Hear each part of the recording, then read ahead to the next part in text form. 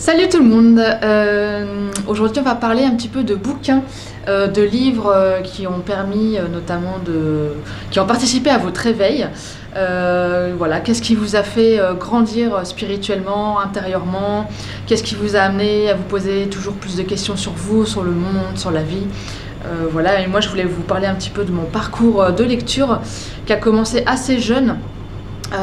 Voilà, donc j'ai pas tous les bouquins avec moi, notamment les tout premiers parce que je les ai plus. Mais je vais vous dire un petit peu moi comment j'ai grandi aussi spirituellement à travers les bouquins. Donc le tout premier qu'on m'a offert quand j'avais à peu près une dizaine d'années, je pense que ça va parler à pas mal de gens, c'est La Nuit des Temps de Barjavel. Donc moi c'est un bouquin que j'ai adoré tout de suite. Pour ceux qui ne connaissent pas, donc Barjavel c'est un auteur qui a écrit pas mal de bouquins, de nombreux romans. Alors c'est toujours romancé, mais il va toujours donner une note, alors je dirais pas science-fiction, mais voilà, il va aller chercher des choses un peu qu'on pourrait dire bizarres. Voilà, il va créer un monde où le monde a entièrement brûlé comme ça d'un coup, et ça va raconter l'histoire de survivants de ce monde-là. Voilà, et La Nuit des Temps, en fait, c'est l'histoire de chercheurs en Antarctique qui tombent dans leurs recherches et le fait qu'ils creusent le sol, en fait, ils tombent sur une sphère qui est fabriquée dans un métal tellement dur que rien ne peut le percer. Et au final, bon, je vais pas tout dire du livre pour ceux qui ne l'ont pas lu parce que le livre est vraiment magique, mais ça raconte l'histoire d'une ancienne civilisation qui aurait vécu en Antarctique, et notamment d'un couple, dont l'histoire d'amour est fabuleuse.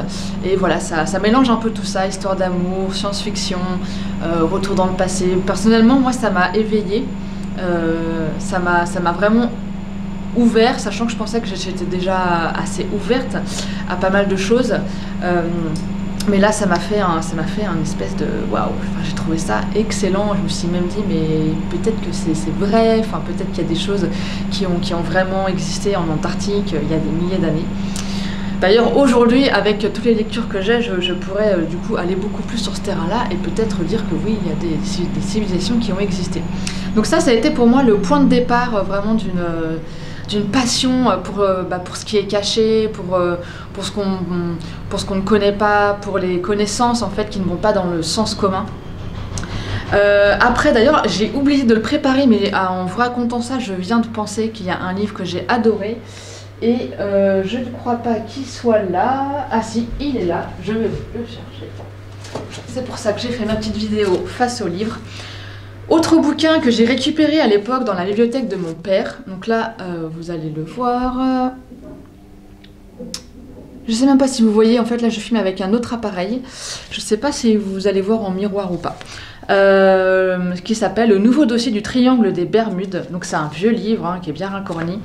Et ça j'ai adoré aussi, je l'avais lu, j'avais 10 ans, 12 ans. Je l'avais dévoré parce qu'en fait il raconte toutes les histoires mystérieuses et secrètes qui sont passées dans le Triangle des Bermudes, notamment les disparitions. Je pense qu'il y a beaucoup de gens qui sont au courant de tout ça, mais en fait dans les faits les histoires remontent assez loin, et ce n'est pas que des simples disparitions de bateaux, d'avions. Il y a aussi des gens qui ont vécu des trucs pas très cool, des fantômes, des visions vraiment particulières. Et ce livre a continué de m'ouvrir les yeux en fait. Pour moi, je trouve que c'est une chance d'avoir pu lire ça aussi jeune. Ensuite, auteur que vous connaissez très bien, je suis sûre que vous connaissez, c'est Bernard Werber, bien sûr. Alors aujourd'hui, bon, il est très connu. Alors moi je suis de 82, donc j'ai lu Les Thanatonautes, j'étais au lycée. Donc lycée 97 à 2000, voilà, et j'étais tombée sur ce livre des Thanatonautes, et à l'époque j'avais adoré, c'était génial. Ça avait vraiment, j'avais vraiment accroché, mais en fait j'accroche pas à tous ces livres d'une manière oh j'ai lu un super roman. Pour moi ça va beaucoup plus loin, donc ça a continué à m'ouvrir l'esprit. Après Bernard Werber, ça a été un auteur que j'ai dévoré dans toute ma jeunesse, toute ma vingtaine. Donc je citerai aussi la série des dieux, le mystère des dieux, le souffle des dieux, nous les dieux. En fait c'est la suite normale, c'est la suite des Thanatonautes. En gros, une fois que la personne meurt, elle découvre qu'elle a été accompagnée par un ange toute sa vie. Et en fait, après, on va suivre l'ange et l'école des anges et comment est-ce comment est-ce qu'ils arrivent à pouvoir accompagner des êtres humains sur Terre, à les guider, etc. Et on va comme ça jusqu'au Dieu final. Alors là, bon, il faut le prendre avec... ça reste du Bernard Werber, donc c'est quand même hyper romancé. Mais j'ai trouvé que c'était une belle porte d'entrée aussi au monde de l'après-vie notamment, et au monde caché, au monde subtil. En tout cas, moi, c'est des livres que je conseille vraiment, Bernard Werber, pour les ados, par exemple, ou les gens, ou si vous avez dans votre entourage des gens qui sont intéressés un peu par certaines choses, mais qui n'osent pas y aller, qui ont peur d'être too much, ou enfin voilà, de sortir du moule, entre guillemets. Je trouve que ça, c'est vraiment une bonne... je trouve ça vachement sympa, en fait, à offrir. Voilà. Donc, Bernard Werber, top du top à l'époque. Parce que maintenant, j'avoue que j'ai bien dépassé ce stade. Tous les petits livres de la Bibliothèque Rouge, je pense que ça, voilà, ça parle à tout le monde. Alors, moi, j'en ai pris 3 de ma bibliothèque. Donc un qui est bien connu, c'est La prophétie des Andes, hein, voilà. D'ailleurs, il faut que je les relise parce que je les ai lus il y a très longtemps. Là, je les ai un petit peu feuilletés avant de faire cette vidéo et franchement, ça me donne bien envie de les relire. Des fois, je pense que c'est important de retomber dans ces classiques en fait pour relire ce qui se disait il y a 30-40 ans. Par rapport notamment à tout ce qui se passe aujourd'hui.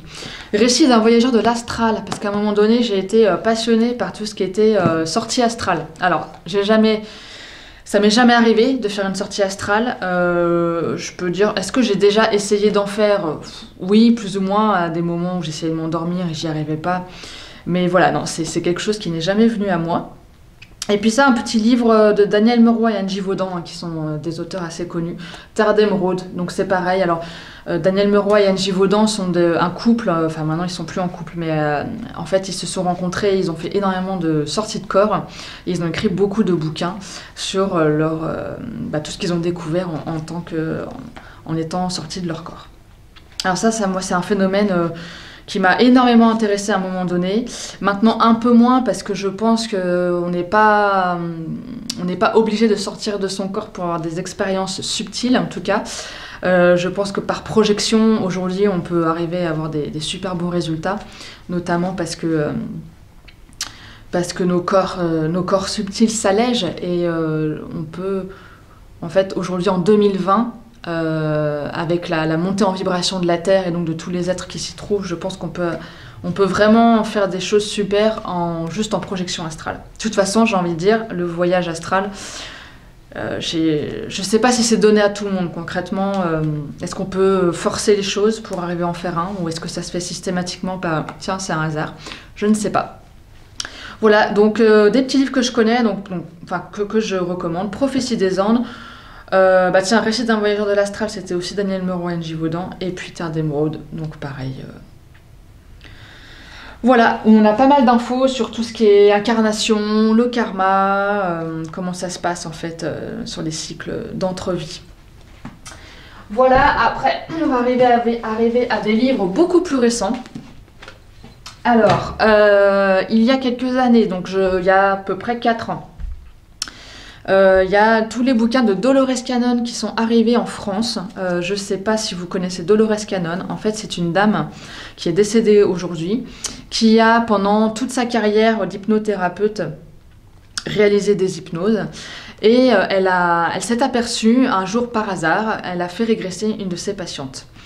Sa patiente, du coup, elle a vu que c'était une régression et elle a décidé de creuser ce volet thérapeutique. Et en fait, elle a axé toute la fin de sa carrière, mais vraiment 30 ans, pendant 30 ans, elle n'a fait que des hypnoses régressives. Et elle s'est aperçue, à force de centaines et de centaines d'hypnoses réalisées, qu'il y avait des gens qui n'avaient jamais leur âme n'avait jamais mis les pieds sur terre avant. Et quand ils régressaient, ils avaient accès du coup à leur mémoire d'avant qui n'était pas terrienne. Et je trouve ça génial Enfin, moi, j'ai acheté ce bouquin qui a été traduit en français il y a très peu de temps, alors qu'il a été traduit dans plein d'autres langues. Depuis 30-40 ans, cette dame-là est traduite dans énormément de langues dans le monde, mais pas en français. Et c'est arrivé grâce à une jeune fille qui s'appelle Alice Descou, qui travaillait au Canada et qui, dans une boîte à livres, un jour a pris ce livre en anglais, qui a trouvé ça génial. Elle l'a traduit. Elle l'a fait traduire, ou elle l'a traduit, ouais, et ça a fini par sortir en France, donc c'est génial. Et ça permet de comprendre qu'en fait, en tout cas jusqu'à maintenant, 2015 à peu près, il y a à peu près 3 vagues de volontaires, d'âmes volontaires qui sont venues s'incarner sur Terre. Donc il y a à peu près une vague d'avant les années 80, donc plutôt 60-70, une vague dont je fais partie, donc les indigos, donc plutôt 80-90, et les 3e vagues depuis le début des années 2000. Et en fait, à chaque arrivée de vague, il y a des ouvertures de conscience qui se font de plus en plus fortes. En tout cas, moi, ça m'a énormément parlé, et je me suis retrouvée énormément dans cette 2e vague, et ça permet de voir aussi qu'on n'est pas seul, qu'on se sent pas seul des fois dans ce sentiment d'être... de pas faire partie du monde dans lequel on vit, d'avoir été parachuté ici, sans comprendre vraiment pourquoi, d'être arrivé au milieu d'un troupeau, et voilà. On ne sait pas trop ce qu'on doit y faire, ce qu'on doit amener, et je trouve que ces bouquins sont assez aidants. D'ailleurs, il faudrait que je les relise aussi. Je pense qu'il y a pas mal de livres qu'on peut relire. Et dernièrement, ma passion depuis cet été, je pense, alors j'ai fait 2 vidéos, enfin une vidéo j'en ai un peu parlé et une vidéo vraiment axée là-dessus, mais je pense que je vais en faire d'autres parce que c'est tellement passionnant, c'est forcément Anton Parks. Donc là, vraiment pour moi c'est un coup de foudre total, cet auteur. J'ai acheté tous ses bouquins, en fait, il doit m'en rester 1 ou 2. Mais c'est tout simplement passionnant. Donc pour ceux qui n'ont pas vu mes autres vidéos, en fait Anton Parks c'est quelqu'un... qui a eu des flashs très très puissants de son adolescence jusqu'à maintenant en fait, hein, à partir de son adolescence. Et il a été comme s'il avait été contacté en fait par des êtres. Il avait des flashs d'une vie qui ne lui appartenait pas, et il a décidé de mettre par écrit tous ces flashs. Donc au début il les a écrits comme s'il racontait un film, et puis il a commencé par faire énormément de recherches. Je pense qu'aujourd'hui, on peut vraiment dire qu'Anton Parks est un chercheur et un historien, parce que ses livres, c'est une montagne de ressources bibliographiques, de recherches, de relations, parce qu'il a énormément de relations aussi qui lui ont permis d'avancer dans ses recherches, notamment en lien avec l'Égypte. Et moi, ouais, vraiment, c'est passionnant. J'arrive pas à m'arrêter. Alors là, en ce moment, je lis le Testament de la Vierge d'Anton Parks, où en fait, il fait le parallèle entre l'histoire biblique, donc Jésus, Joseph, Marie-Madeleine, et il fait le parallèle avec l'histoire d'Isis, Osiris, Anna, qui est la sœur d'Isis, et c'est passionnant. Et en fait, il essaye de démontrer, enfin, je sais pas s'il démontre, mais en tout cas, il fait un parallèle qui permet de comprendre que peut-être l'histoire de la Bible ne serait pas du tout... Alors, Jésus aurait peut-être existé, mais que l'histoire de la Bible, en fait, est une parabole de l'histoire d'Isis, des mythes égyptiens. Et en fait, il fait les parallèles entre les langues, latin, hébreu, sumérien, akkadien, et il montre en fait comment en fait on pourrait comprendre que Jésus est en fait Horus, et Joseph, son père, serait Osiris ou Enki, et sa mère Marie serait Isis. Enfin, c'est vraiment passionnant, je vous le conseille. Alors là, comme ça paraît complètement fou, mais c'est très très bien écrit, très bien... il y a énormément de choses et de livres que vous pouvez lire si vous voulez compléter vos connaissances. Du coup, moi, suite à cette lecture, je me suis fait offrir, donc ça, je vais l'avoir pour Noël, le livre de l'histoire secrète de l'espèce humaine. Donc en fait, c'est un livre qui recueille des recherches archéologiques qui n'ont jamais été dévoilées par la profession, et en fait, et dont les archéologues en fait qui ont écrit ce livre ont été, en gros, on a cherché à détruire leur carrière, alors qu'ils avaient vraiment découvert des traces notamment de civilisation et humaine qui datent beaucoup plus loin que ce qu'on veut nous faire croire. On parle de millions d'années. Donc voilà, là c'est passionnant. Il parle aussi énormément de la fonction des pyramides égyptiennes. Voilà, mais j'ai envie de vous laisser, je ne vais pas trop en dire non plus sur tous ces livres parce qu'on peut vite avoir envie de dévoiler beaucoup de choses, mais je vous conseille vraiment du coup les livres d'Anton Parks, donc les Chroniques du Jirku, Et depuis, j'ai lu Éden, Le chaos des origines, et ça. Et en fait, là, il parle vraiment... en fait, il réinterprète la Bible pour essayer de comprendre d'où viennent ces textes, en fait. Et en fait, on se rend compte qu'à travers des manipulations de langage, l'histoire a été énormément transformée et inversée. Donc voilà pour mon petit bilan lecture. J'y pensais depuis un moment à faire cette petite vidéo. J'espère que ça vous plaît. N'hésitez pas à me dire vous ce qui vous a plu. Je sais que vous êtes nombreux à le faire en commentaire dans mes vidéos. Je trouve ça super intéressant d'avoir d'autres points de vue, surtout que des fois on peut avoir vraiment des idées de nouvelles lectures super sympas à laquelle on ne penserait pas du tout. Donc voilà, j'espère que ça vous a plu et puis à la prochaine. N'hésitez pas à me dire aussi si vous avez des sujets sur lesquels vous aimeriez avoir des infos de ma part, sachant que je peux aller sur pas mal de choses différentes.